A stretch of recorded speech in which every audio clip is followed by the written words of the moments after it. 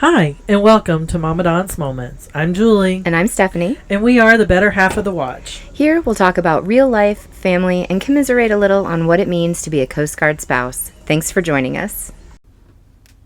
All right, we're coming back. Part 2. Yes, part 2.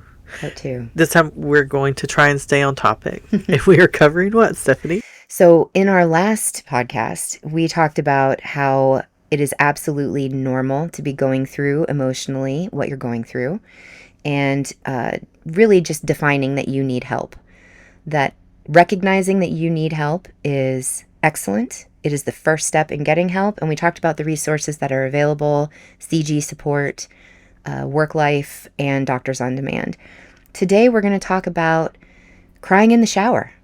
Putting on a brave face. Yeah. Doing all the things that you do probably on a daily basis that you might not even recognize that you're doing to look normal and to feel normal in a place where you may not be normal. Yes, and I think, let's talk about, self-care. Yeah. And what that looks like for different people. Because it's kind of become a token word. Mm-hmm. And I think a lot of times people assume it's like, oh, taking a bubble bath with candles and spa music with it, or getting a facial or going to the beach and putting your toes in the sand. And sometimes it might just be taking a shower while you cry and then getting out and then eating like a pint of ice cream. Right. Yeah.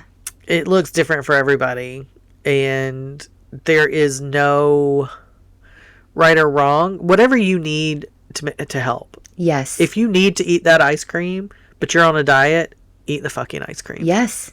And don't worry about the calories. Yeah. And yeah, absolutely cry in the shower. And if you're self-soothing with food, okay. Right? Yeah. At that moment, that might be the only thing that can help. 100%. When you're not in crisis mode is really when you start trying to find better coping mechanisms, I guess. And I said that with air quotes, like better coping mechanisms. Mm-hmm. That's when you start trying to find the better ones, but not when you're like in the middle of feeling like you're drowning. And it's also okay to cry somewhere other than the shower. Yeah, it is. Although the shower does make it where your face doesn't get as red and puffy. It does. Pro tip. It does. Keeps your sinuses from getting all congested. It does. It does help. Yeah. I think also we need to start recognizing what that looks like in other people. Yeah. Right? So right now we're fortunate that we live in a Coast Guard community. We're able to see people on a daily basis. People have neighbors. They can see their neighbors. And we know sometimes what that can look like in someone else. Somebody who just needs a little bit of help. And I think we need to normalize saying, hey, why don't you let me take your kids for an hour? Yeah. So that you can take a nap. But we're all really good at hiding it, too. Right? Because we have to be strong. Because we're supposed to be strong. We are supposed to be the embodiment of, I've got this. Yes. That's the whole point, isn't it? Right. It's like we have the home while they go out and do the work. While they have the watch. While they have the watch, we have the home. We make it okay for them to go do their job without worrying about what's going on at home. Right. That's the plan. Like, that is our job description, right? As a spouse. Yeah. That's what it's supposed to be. Right. And if you look at people's Instagram reels, that's what it looks like. Holy hell. Yeah. Look at that. Look at that life those people are living over there. That's incredible. And, when we were talking about OPSEC, that was part of it. Like, don't tell anybody that you're going through the struggle, except for close friends. Don't be posting on social media. So it's kind of like this weird thing of it's don't tell because of this, but then again, you need to talk to somebody about it. Right. It's frustrating. It is. So what do we do? First, everything, and we said this last time, everything you're going through is 100% normal. Yes. We all go through it. We all go through it constantly, intermittently, sometimes, at some point, every day, some days, infrequently. I mean, it's happening to every one of us. And I think it's okay to talk to your spouse. Yeah. But when it becomes constant complaining to your spouse about their job is when you should probably step back and be like, I need to find another avenue. Right. Because what are they supposed to do? Right. At some point, they have to switch. For them to listen to us, they have to switch off work obligations and switch on empathy. And sometimes, unfortunately, the work obligations are non-negotiable. Right. They're just not, they can't change their circumstance. Right. We can't just move. We can't just move. You can't just get a new job. You can't just, now, granted, like, we're lucky in the fact that it's not something that they're going to do for the next 20 years because situations change, schedules change. Exactly. Locations change. We constantly live with change. Exactly. So things can get better. They can get worse, but they can get better. Right. And so I think we kind of live for that. Well, we'll just wait till the next place, or we'll wait for the next CO, or we'll wait for the next chief, or we'll wait for the next person, Right. We are always daydreaming about how much better it's going to be in the future. Yeah, I think, That's toxic, though, it's so toxic because it's hard to live in the present. Even with John, and they are taught, I will say, I don't know about enlisted, but I know as officers, they are taught you are supposed to be looking 2 jobs ahead. Ooh. 2 places ahead. So, 2 promotions ahead, 2 jobs ahead. So, what you're doing right now, how is that going to affect you? Not your next station, but the station after. Right. What are you doing? So, it's a very, I think it's a very toxic way to look at it. It also is why they will say, well, I've got to do this step in order to get to that step. Yep. I have to do a desk tour in order to get a command position. Sure. Before we had kids, John's mentality of what he wanted was very different. Oh, of course. From now that we have kids. And the higher he's kind of gotten in rank, the more he has seen what it takes to do that job. And he's kind of I'm not real sure I want to go. I don't know that I want to be away from my kids and family as much, and to have that much stress, and to have that, he, at one point he thought about, he wanted to be in command, and now he's like, maybe not. That's a lot more responsibility, right? Right. And even the job he has now, it's a lot of responsibility. John's mentality has always been, take care of my people first. Right. And sometimes I get but why are you still at work? And he's like, my people are still at work. Right. I'm like, then send them home. And he's like, they're not done. that's the frustration, right? Yeah. You're like, why can't you just do this? And they're like, because this. Right. And, yeah. And then we have to be okay with that at home. We have to just understand. Yeah. We have to not ask questions, not ask, when are you coming home? And then not ask, why are you in a bad mood? Right. And just be fine with it. And then also see that maybe they've had a rough day. And then what do we do with our feelings, with our rough day? Yeah. Are we adding on to their rough day by saying, hey, listen to the day I've had? Right. I would say stereotypically, men are able to maybe compartmentalize a little bit better. Some men, not all.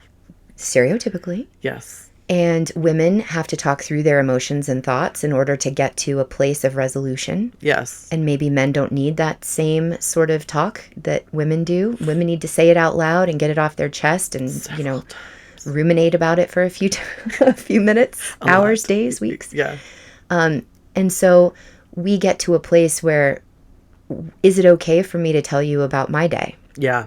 Is it okay for me to say, you know what, today was really hard with the kids. Today, all they did was scream all day long. Everything I did was wrong. Everything I did felt like I was failing. I was a failure from the moment I woke up this morning until the moment you got home, and now I need help. But then when the spouse looks at you and goes, I worked all day. Yeah. And now you want me to come home and work?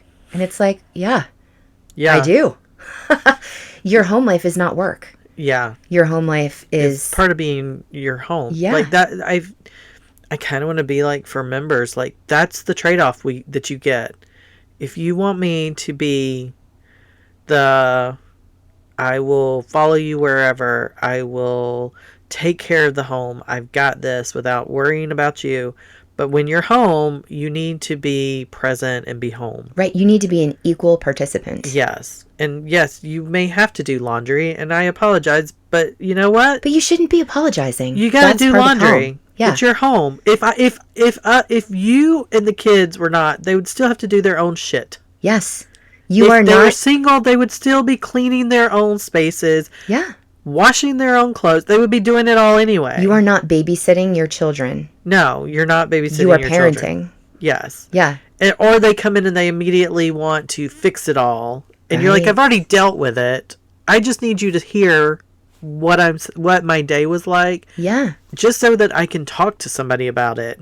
Yep. Because they're the one person, right? That you should be able to be like, man, today was a hard day. The kids did this, and this. And for them to be like, yeah, that really sucks. And I'm right. sorry. You know, I had a hard day too. And this, and this. And then be like, wow, that sucked. We both had hard days. Right. That would be great. But sometimes it's such as, you know, one of the kids did, and they're like, oh, let me go talk to him. It's like, but I've already been the parent. Right. I've already done it. I'm just telling you what happened. Exactly. I've dealt with it. Right. Sit down. Right. Like, slow your roll. Right. I think we get into these patterns where things just get slowly worse. It's like the beach eroding over time. Yes. You don't see how much it is eroding until you step back and look at a before picture and an after picture, years of erosion. Yeah. And your feelings, your thoughts, your sense of self, your confidence, everything erodes and degrades over time when you are holding in all of these burdens. Yeah. And you don't feel like you have an outlet, a safe outlet. Yeah. I feel like, you know, we just said it, you're at home handling the home front, and it is the hardest day you've had in a long time. And then they get home and they're like, well, okay, I had a hard day too. What do you need from me? And you're like, I need you to cook dinner, please. I cannot tackle that. And they go, wow, you need me to cook too? I mean, I had a bad day. And you're like, listen, I just need you to solve something for me.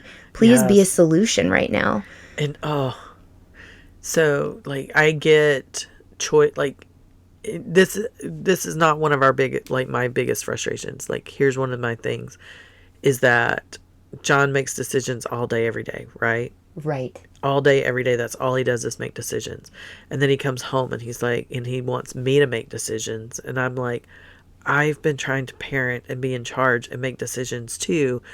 And neither one of us want to make decisions when we're together. But we're like, we're adults. We have to make a decision. And it's like, that can even get frustrating. Yeah. Think about how many people go through that conflict of, what do you want for dinner? I don't know. What do you want for dinner? Yeah.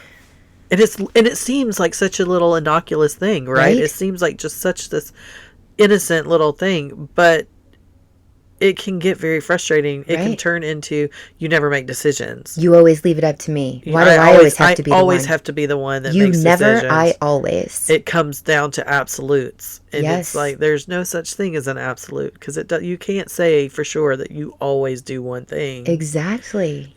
And so these little things that we encounter on a daily basis become these gaping chasms in relationships.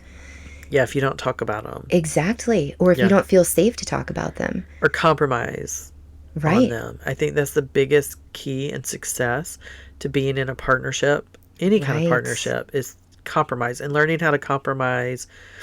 You know, John and I got married very young. And I knew the moment, there were several moments that were really like important in our relationship for making it. And one of them is that we were trying to decide what we wanted to do in our backyard, if we wanted to build a deck or put down a patio. One of us wanted to do one of us wanted to do the other. And we just would have like this, like we had it out, like and argued about it nonstop. And finally one of us was just like, you know, let's just not do anything. Let's just put stairs. Go buy a set of those cement stairs, put them there, and then that's it. And that's what we did. Yeah. And we never bothered with we didn't have anything in the backyard.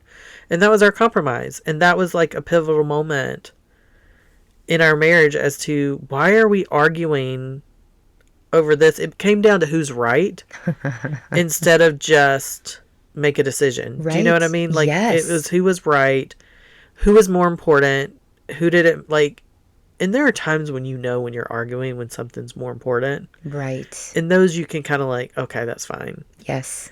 And then there are times when you are like, no, it's not, like, I am going tooth to nail with you on this. Right. And it's the compromises that really, I feel like, sometimes can save your relationship. And it's so difficult to make compromises when both of you feel like you're always compromising. Yes. It's so difficult for your spouse who's had whatever day they've had to come home and be like, I can see that your day was rough. So here's in the beginning when our first kid was very small and Mike would have a really rough day at work and I was having a really rough day at home. Mike would come home and say, really, your hard day was that you didn't get a chance to finish the laundry or you didn't get a chance to clean the house. Like, your hard day was managing a 2-year-old. Okay, here's what my hard day was. I had to save lives. Yeah. And I'm like, okay, well, while I was not out there doing the mission and saving the lives today, I was trying to keep one alive and also myself. Yeah. And the compromise there was very difficult because he would much rather have gone through the day that I had, and I would have much rather had the day he had. Yeah. And we could not separate our jealousy. Yes. Because I was jealous that he was doing adult things. Right, because they go to work and they have friends and they have immediate adult time. They have a mission, they have an objective and a completion point. Yeah. And their days complete things. And they have resources that they don't have to worry about finding themselves, right? Right. And my day, I had objectives. Some of them were completed, but not to my standards. Every wrench was thrown into my life that day. Yeah. I had a screaming child on top of it. I could not rationalize or reason with the screaming child. I had my own failures as a parent that I was going through. And why can I not do anything right? And depression and postpartum depression and anxiety. And I was jealous that he had adult things that he did that mattered. And everything that I did didn't matter. Nothing mattered. I'm going to go through my exact same day tomorrow, the same as it was yesterday, for the next however many years that are going to seem eternal while I have a young child that I have to parent through depression. Right. And he was jealous that I got to do that from home. And, you know, in his mind, he thought, so what if the laundry didn't get done? Okay. Yeah. And I was like, oh my God, I'm a failure because I didn't do the laundry today. Yes. And his jealousy was that I got to stay home. And he could not rationalize why I was jealous. And so these things cause problems, right? The jealousy and the inequality / equality of relationships. That's why we always tell, like, or not always, because... Hang on one sec. We have somebody knocking at the door, and I think that it is my husband spying. All right, sorry for that interruption. That was actually a husband, not my husband. Or mine. So I think the jealousy drives a lot of people apart too. Which is why we do try and sometimes tell new spouses when they're off on a cutter and they're sending pictures back, that's an Instagram highlight reel. Yes. That's not even reality for them. Right. Because we know... You know, they are out doing a mission, trying to get qualified. Yeah. Sleeping with how many other people in a small little bunk.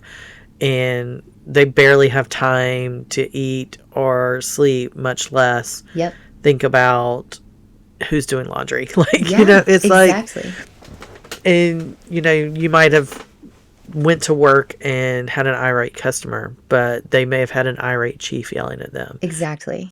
Their Instagram reel is not real life. It's not. And I encourage you to look at your friends' Instagram reels and realize that's not real life either. No. Like, your friends are going through exactly what you're going through. They are as low as you are low. Yes. They are feeling exactly the same fear, panic, and depression that you are. And their Instagram reel is just showing the highlight of whatever that thing was. Right. Just like yours probably is.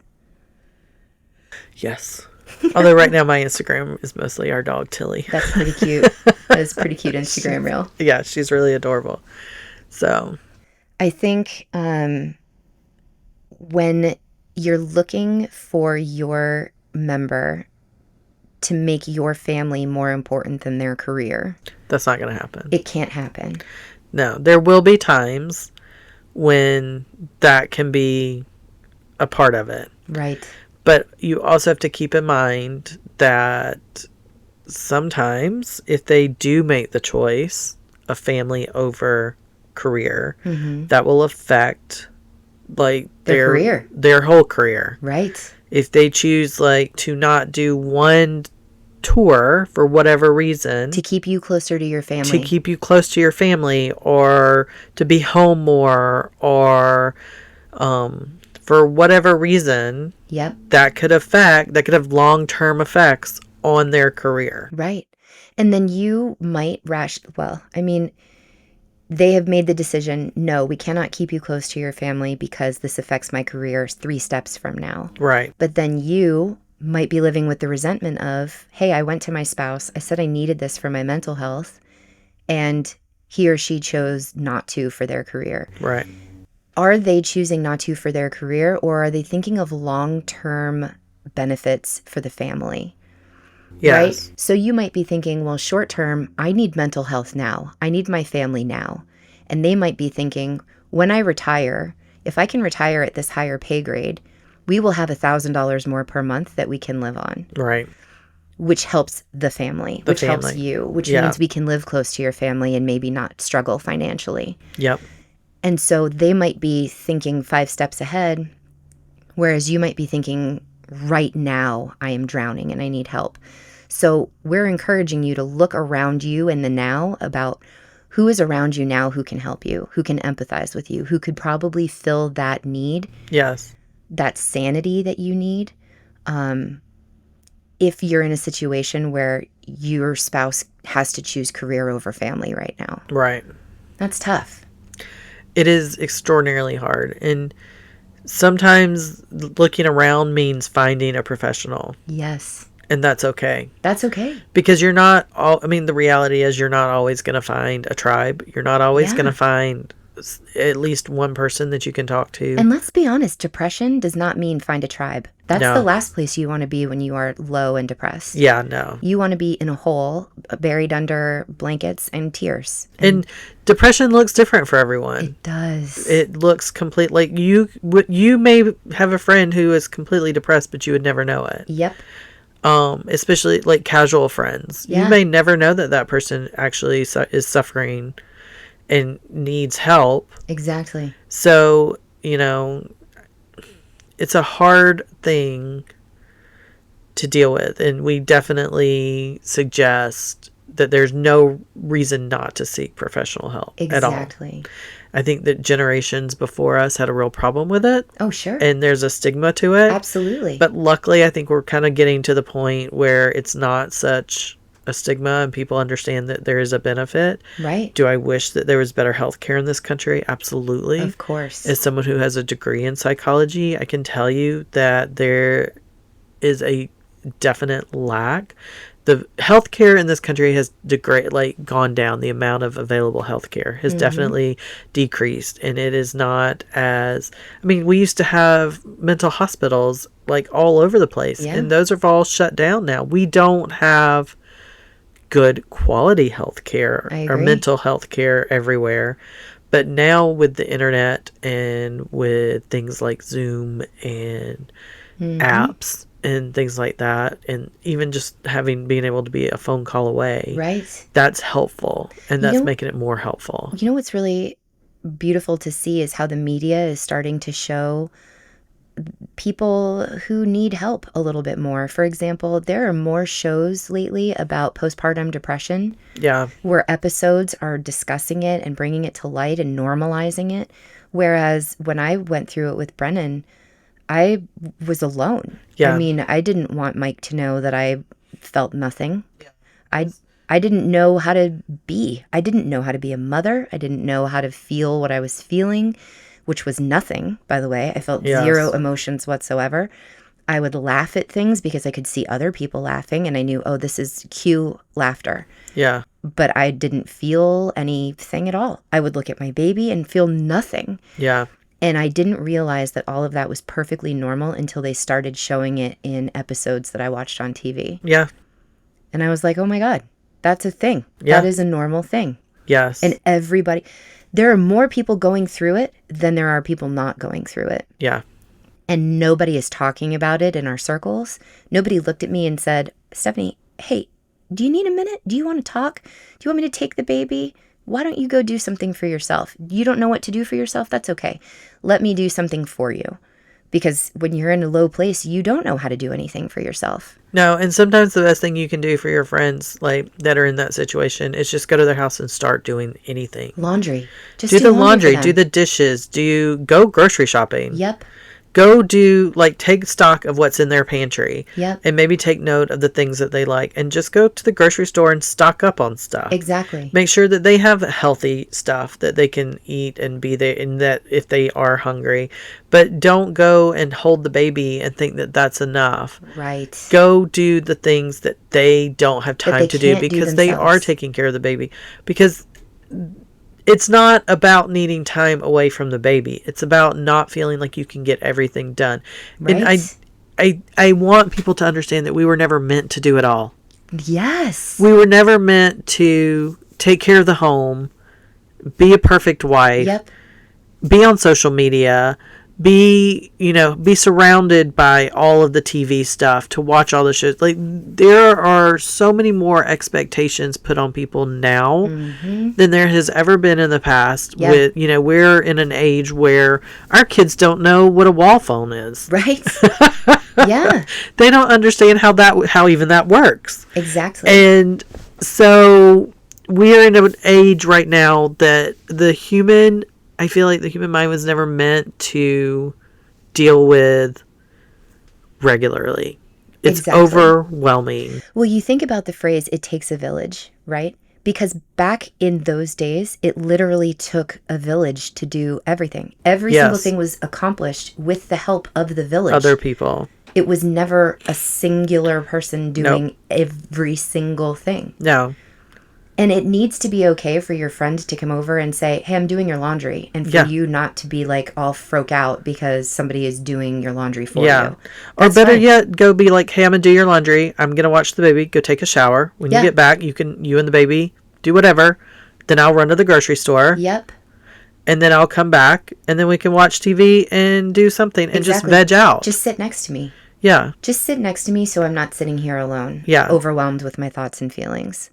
And you know what? People who are sad and in a hole, it's okay for your friend to come over and help. Yeah. We need to normalize You're not a burden. This. You're not a burden. It's not embarrassing. It's not something you need to hide. It's not embarrassing. Your laundry is not embarrassing. We all have it. Your dirty dishes in the sink are not embarrassing. We all have done it. Yeah. It's I totally still have dirty dishes. I mean, Julie, I've come over and done your dishes. You have come over. And you were like, Stephanie, oh my God, I'm so embarrassed. And I'm like, no, that's not, today is not the day. We are not doing that. That's not my strength. It needs to be okay for your friend to come over and just help. Yeah. Maybe we need to, instead of being like girls' night out, maybe we need to start having girls' nights in and pick a friend's house. And you go and you just hang out, and everybody has certain strengths, right? You blew my mind just now. And maybe we need to start doing that and having a girls' night in where everybody comes in and we're like, put on music and we're cleaning. Oh my gosh. And organizing and helping you declutter. And then that's it. What? And we take turns and rotate between our houses. I'm going to cry. That's beautiful. Isn't that? I know. Sometimes I'm telling you. I'm not even kidding. I'm an idea person. Right, sometimes I even blow my own mind when I come out with this stuff. And I see you now getting choked up. Yeah, it's amazing. We should do this. I don't know why this isn't a thing. I don't either. We should start at Caroline's. Yeah. Caroline is our good friend, and she has 2 small children and took on 2 other children. Her niece and nephew. So that her brother could go to officer school. Yeah, I could go to OCS. And, hello, she's a hero. Totally. She's a superhero and a hero. Whose husband does go on deployment. Yes, and so she has her 2 kids, someone else's 2 kids. Yeah. Everybody has a tragic backstory and drama in their lives, and Caroline is no exception to that. Right. And she's doing it alone periodically because her husband keeps having to get on a cutter. Yeah. And she's the ombudsman. And she's the ombudsman. For 5 units. She is carrying everybody's burdens on top of that. So, first of all, Caroline is a superhero and a hero. Yes. And what we love about Caroline is she can sit down with us and say, you know what? Today was really, really difficult. Yeah. And we're like, we don't know how you do it. And she's like, neither do I. We'll have Caroline on soon. Yes, very soon. Yeah. And that is where we have to start wrapping up, because we've been talking at these people for like 30 minutes now, Julie, because there's so much to talk about when it comes to this topic. Yeah. Okay, we're going to have to evaluate whether we need to do a third podcast on this, or if we move on to something and then circle back around to this another time. But I hope that we were able to bring some kind of comfort or, I don't know, normalcy to just this topic altogether. I think that's the main thing I just want people to understand is like, it's normal. We all feel the same way. We don't talk about it. We don't talk about the needs of the Coast Guard, and we don't talk about how that supersedes our marriage sometimes. Yeah. Or how, because let's be honest, I can say how it feels like it supersedes, but it doesn't. It actually does. We all know it does. It's the things that we don't talk about. It's the things that are like, well, it's just how it is. Yeah, but it sucks. Right, it does. It totally sucks. Right. So we'll probably circle back around on this again, because it is something that we need to make normal. We need to make this a comfortable thing to talk about for everybody. Yeah. Mental health is so important. And it's important for all of us to understand that your friend who is struggling, or you who is struggling, that is totally fine. Yeah. It is okay. We all go through it. Find someone who you can talk to, professional or friend or whoever. Yep. And I'm going to say what Julie just said. Have a girls' night in. Pick a house, have a girls' night in, and everybody go to a different room, blast in the music, having fun, and pick a thing to fix. Or clean in the same room, and everybody pick a different task. One of you sweeping, one of you are vacuuming, one of you is doing the dishes, or doing folding the laundry, or doing whatever needs to be done. We want to hear all about. And you can talk while you do it. Tell us about your girls' night in. Tell us how you have organized one, what you've done, how it went, and let us know how that is, because we're going to start it here in Cape May. We want to know how your girls' night in goes where you are. Yep. Thanks for listening. Hey, thanks for taking a moment with us, the Mommandants. You can find us on our website at mommandantsmoments.com. We also have social media, so you can find us on Instagram, Facebook, and Pinterest, all with Mommandants Moments.